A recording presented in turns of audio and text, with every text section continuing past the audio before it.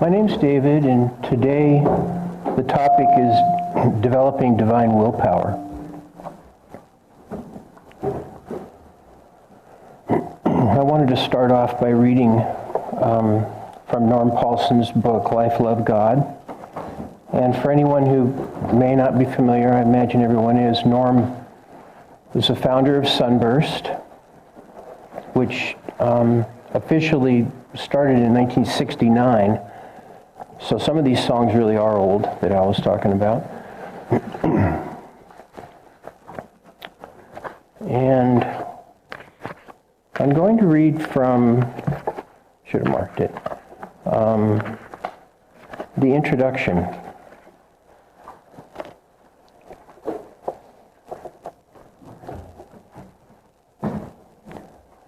He says, the future of humanity, I think, is extremely hopeful.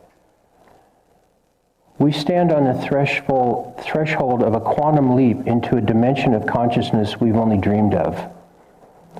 We are the offspring of the divine, the encapsulation of the whole creation. It exists interdimensionally within each one of us. There is no place to go out there.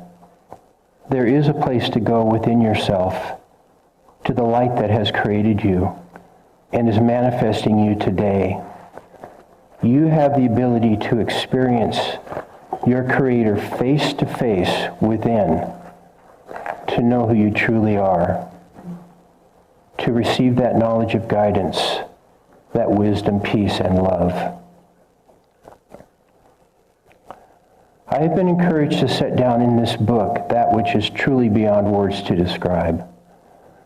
I do not expect the reader to believe or disbelieve my experiences, but only to examine them in the light of his or her own understanding.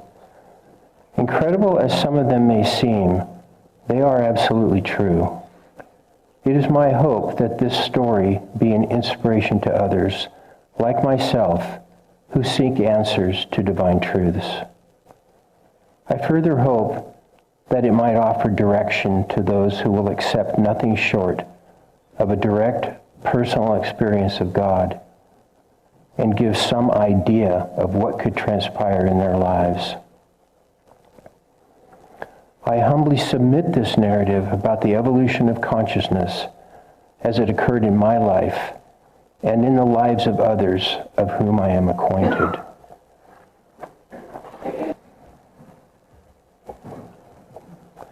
This is the story of the evolution of cosmic consciousness in one individual's life.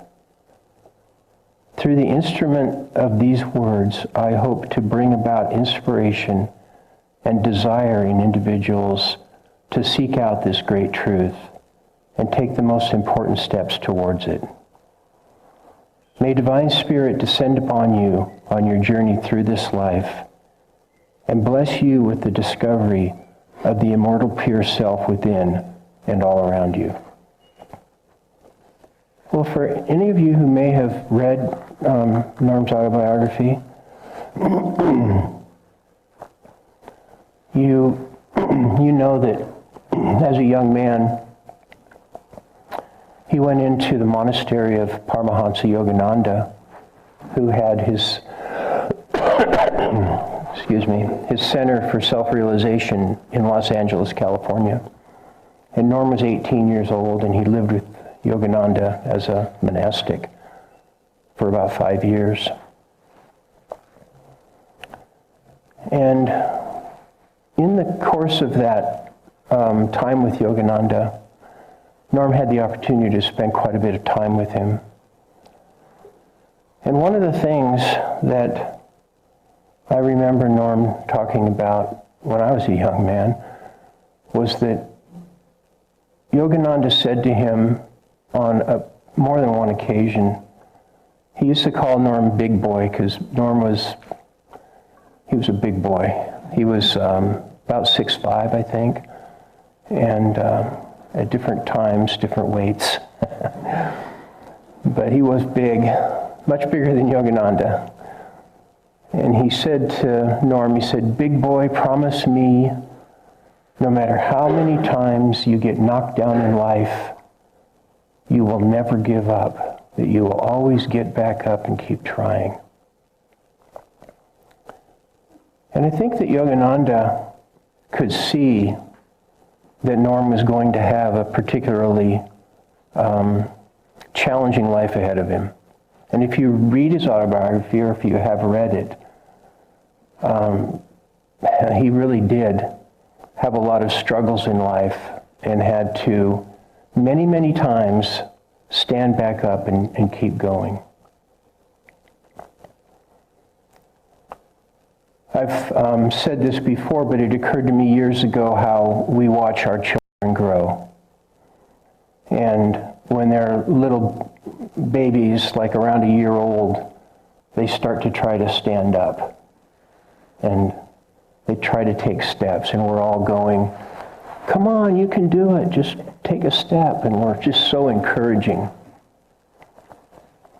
And nobody is ever standing on the sidelines going, I don't think you're going to do it. I don't think you're going to be able to walk. It just never happens. And when I think about our relationship with Divine Spirit, I think that's a very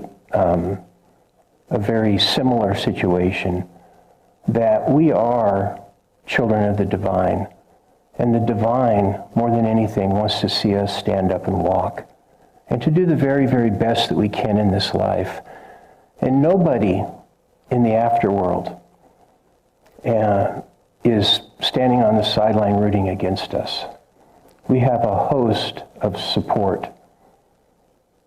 And I just think that's good to keep in mind on days when we're having trouble, feeling like we're accomplishing anything, that it's not just our will that we are engaging, but we have the power and the source of the entire universe behind us.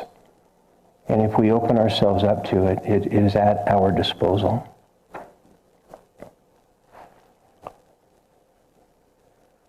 Again, if anyone's read Yogananda's book and Norm's book, you realize that both of those men came into this life with a natural love for God.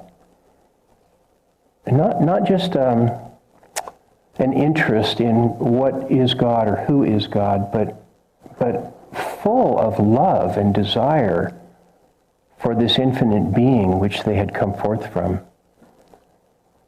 And neither of them were satisfied until they had face-to-face experiences with that divine entity, and were able to, as Norm said, I wanted to get my hands and my arms around God.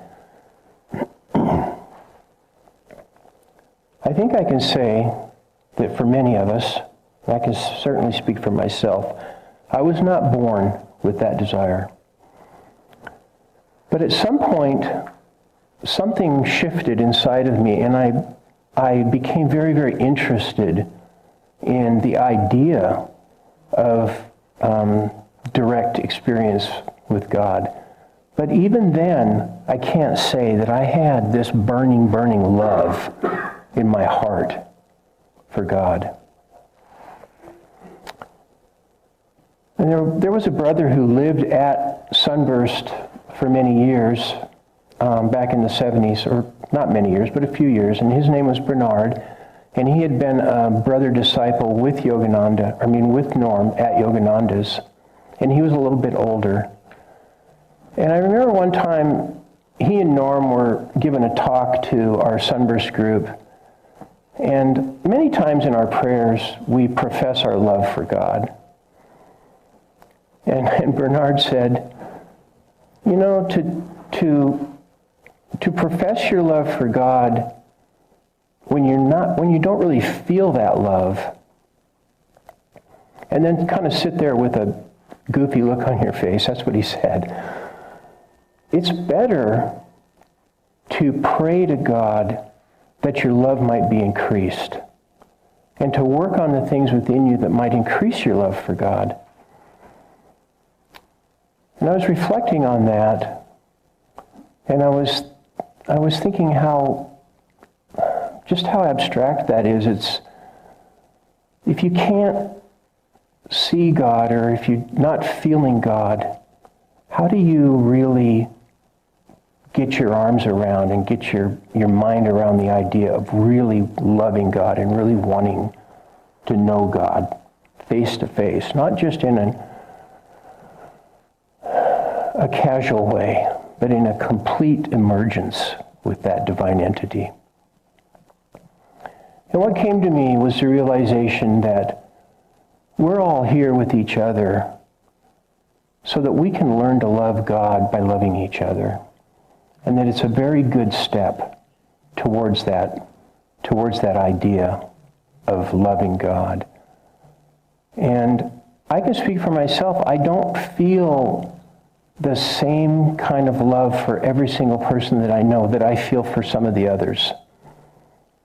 But I do have an appreciation for every single person and what they are going through in their life and what they're trying to achieve in their life.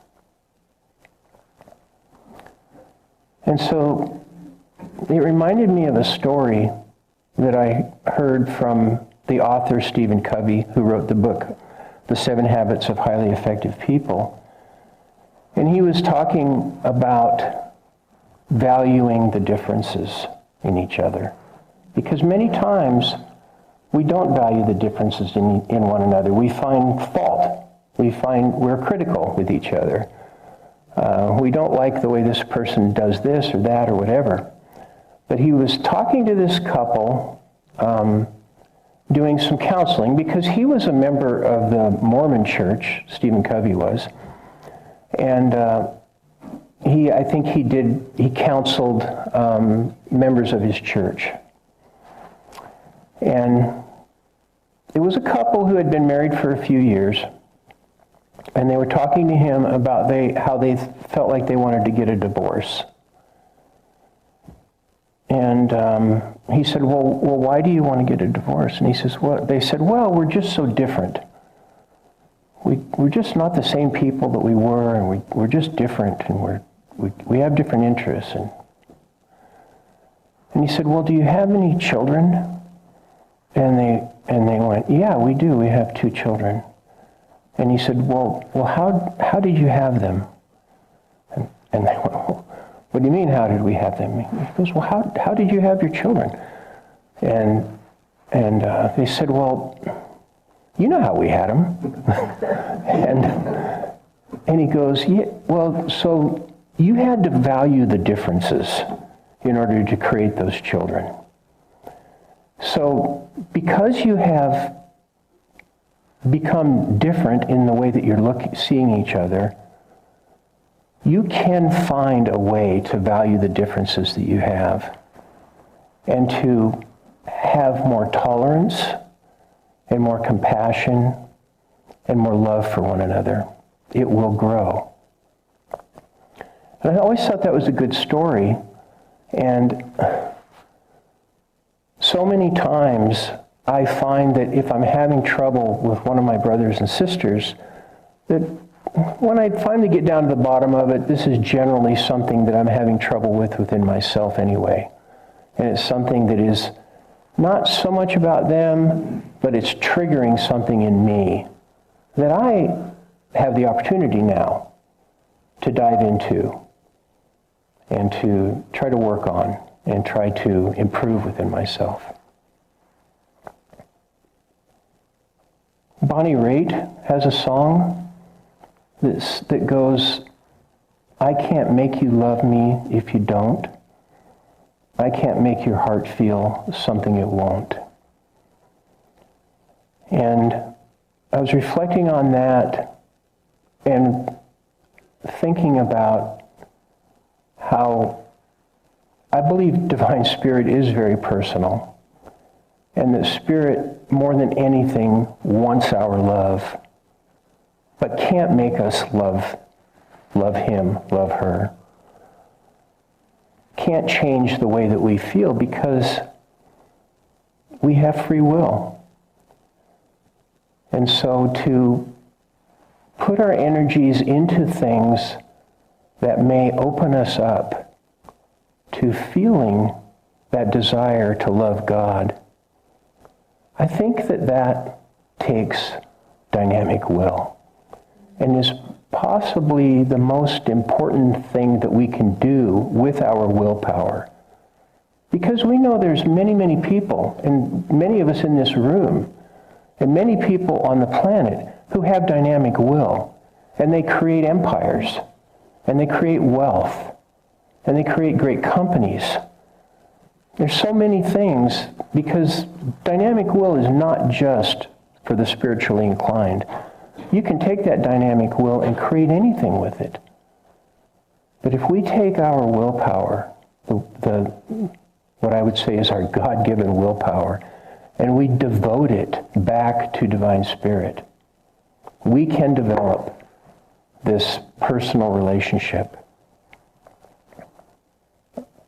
A couple of weeks ago, the Sunday speaker read a quote from a Franciscan priest, Richard Rohr is his name. And he had heard about this guy from somebody in the community, had heard about him from somebody else in the community. And both of those people had also mentioned him to me. And so I started doing a little investigation on this guy. And I was so inspired by the things that he has to say. It's proof to me that it doesn't matter what path you're on in life, that the truth is in all of the paths. It's there for the sincere seeker, whoever that might be, to glean the truth that is there. But in any organization, many times you have to look past the dogma and the things that have developed over the years that have kind of crystallized. One of the things he says is our church started out with the idea that faith was something that opened you up to the mystery, the divine mystery.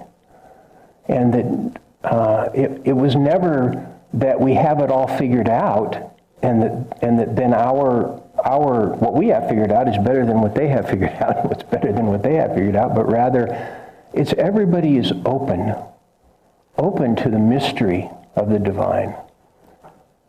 And he used a term called original participation. And again, he's kind of breaking the mold. He's going into another realm of thinking and other ideas of how to think about the path that he's found himself on. And original participation has such a nicer ring to it than original sin. And he contends the same thing that all of the great religions contend at their core, and what we've been taught here at Sunburst by the founder Norm and by his teacher Yogananda and many, many others that we've been associated with through this path, is that we are born with the divine birthright to know who we are and to embrace it and to be accepted back into the what we would call soul awakening. It's not so much that we don't have these great gifts from Divine Spirit already, but we have to awaken to it because we can become so crystallized in our thinking, or we can become possessed by our habits, and we no longer are open to the mystery. We're just driven by our habits a lot of times. And in fact, Yogananda in his writings, he says the difference between someone who's really evolving their consciousness in this life can just be the difference between just completely being attracted to and attached to habits, or having the wisdom to choose the things that they decide to think about and that they decide to say to other people or put their energy into, whatever they might decide to build with their life.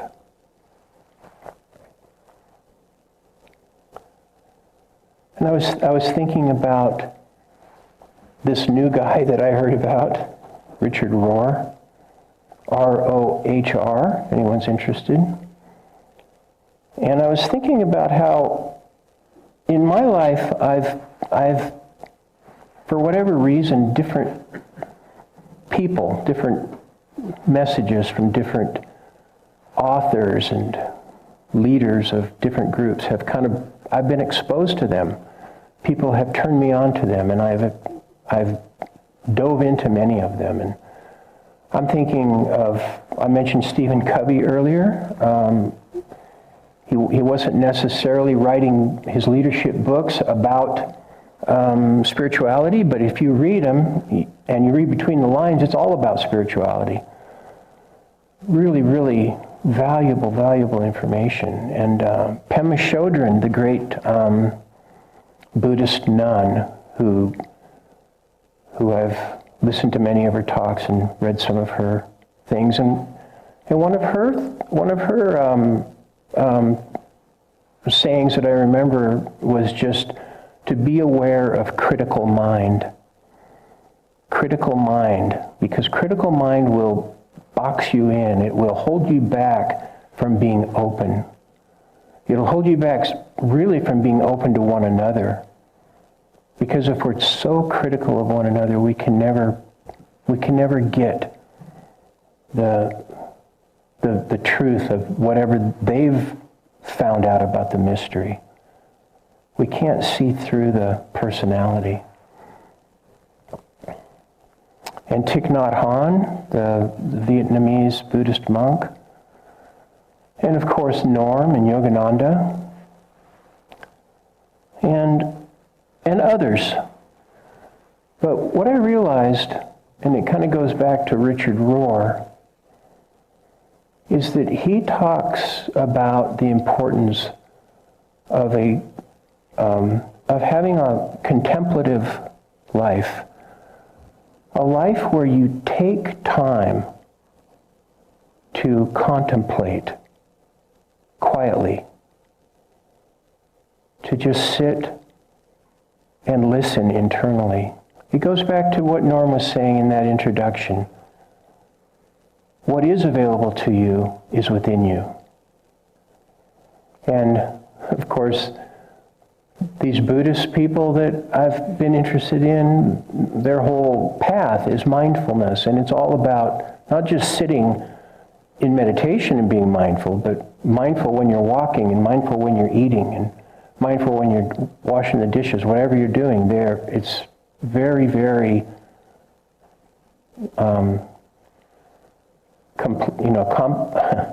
they're contemplating while they're doing their activities. They're contemplating on the divine. They're being open. They're listening. And so Norm and Yogananda, they talked all the time about the importance of meditation. And Yogananda said, even though he really, really talked about the importance of meditating at least twice a day, morning and evening, one of the things he said is the best form of meditation is practicing the presence of God every minute of every day. And this is the same thing that the mindfulness of the Buddhists are talking about.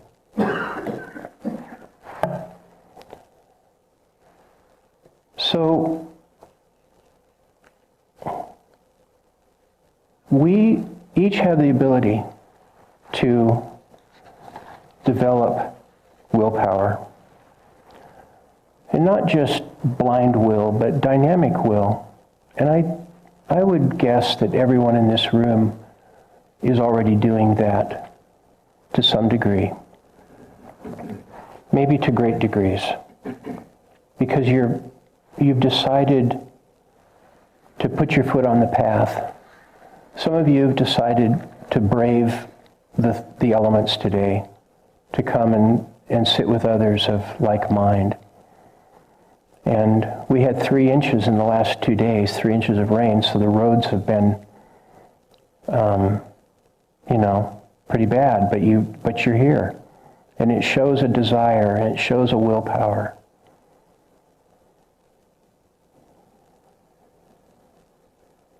Yogananda said, just pick something that you really want to do, and then just do it, and do not be pushed off of that course. Stephen Covey used to say, to become trusting, you first have to be trustworthy. And it goes right back to what Yogananda is saying. Trustworthiness, Stephen Covey would say, is making and keeping promises to ourselves.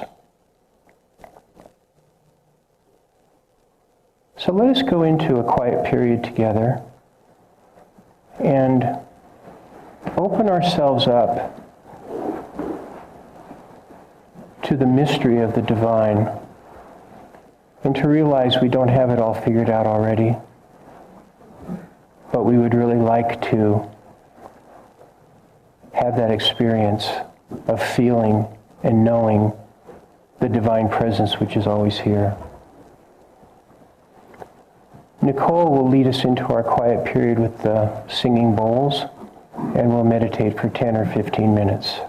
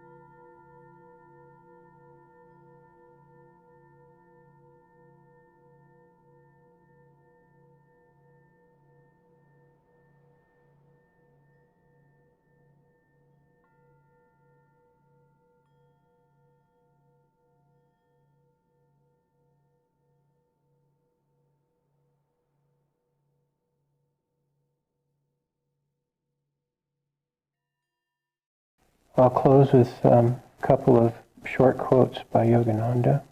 The nature of a saint is tender like a flower, but stronger than thunder when they make up his or her mind about something good, because their will is guided by wisdom. If will is guided by wisdom, it will produce something constructive in our life. You're welcome to join me in a closing prayer. O Divine Spirit, we sit together, so grateful that you have planted in our hearts a seed of desire to awaken, to understand the mysteries of life, and to share them. We ask that this seed might grow into a tremendous love that attracts us to you and you to us. And might we experience the ultimate joy and bliss of uniting with you. Amen.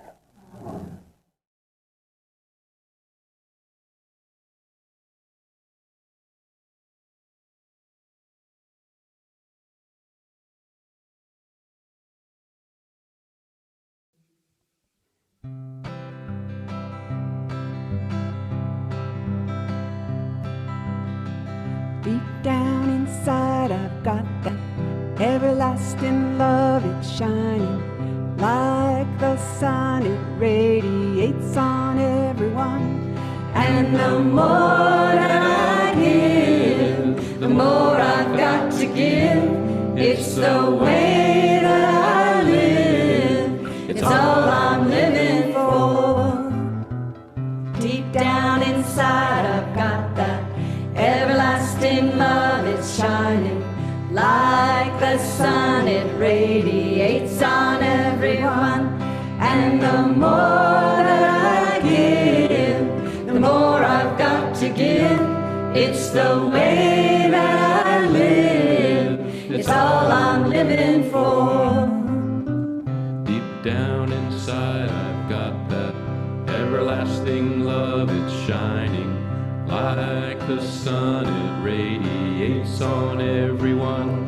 And the more that I give, the more I've got to give. It's the way that I live. It's all I'm living for.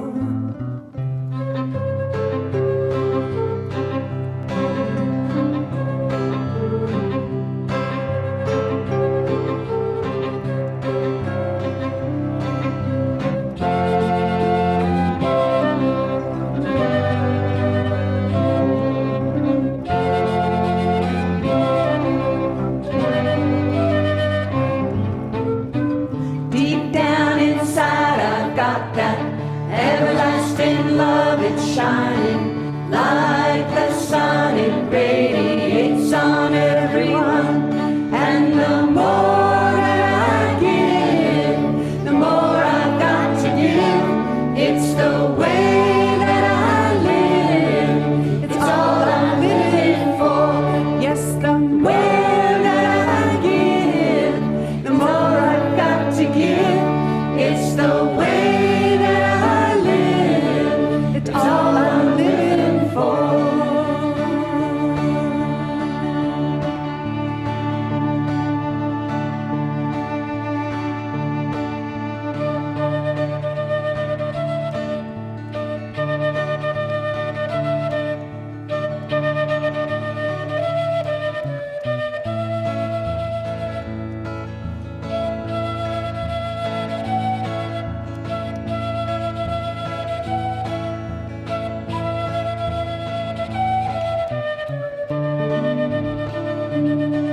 May the grace of God bless men and every woman in this land.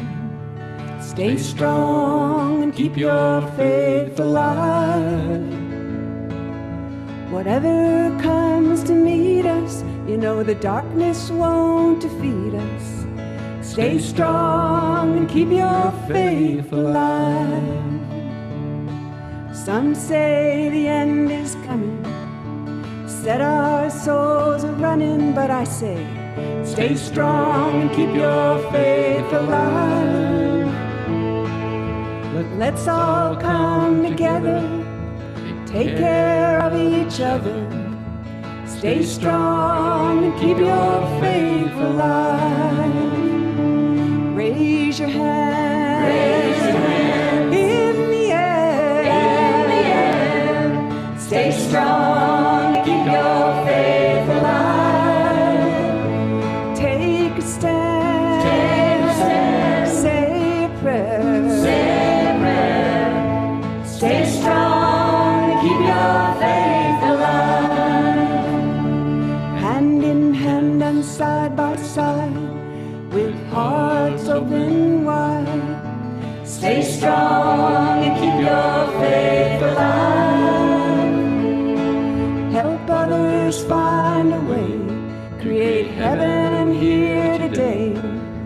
Stay strong and keep your faith alive. Raise your hand, in the air. Stay strong and keep your faith alive. Take a stand, say a prayer. Stay strong and keep your faith alive. In times like these we need to remember what is real. Stay strong and keep your faith alive. United in our quest to spread love and happiness.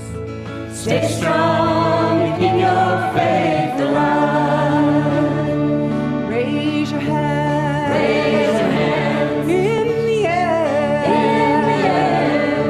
Stay strong and keep your faith alive. Take a stand, say a prayer. Stay strong and keep your faith alive. Jai Ram Ram Bolo, Jai Ram Ram Bolo, Jai Ram Ram Bolo, Sita Ram, Sita Ram. Jai Ram Ram Bolo, Jai Ram Ram Bolo, Jai Ram Ram Bolo, Sita Ram, Sita Ram. Jai Ram Ram Bolo, Jai Ram Ram Bolo, Jai Ram Ram Bolo, Sita Ram, Sita Ram. Jai Ram Ram Bolo, Jai Ram Ram Bolo, Jai Ram Ram Bolo, Sita Ram. Raise your hand, in the air. Stay strong, keep your faith alive. Lend a hand, say a prayer. Stay strong, keep your faith alive. Stay strong and keep your faith alive. Stay strong and keep your faith alive.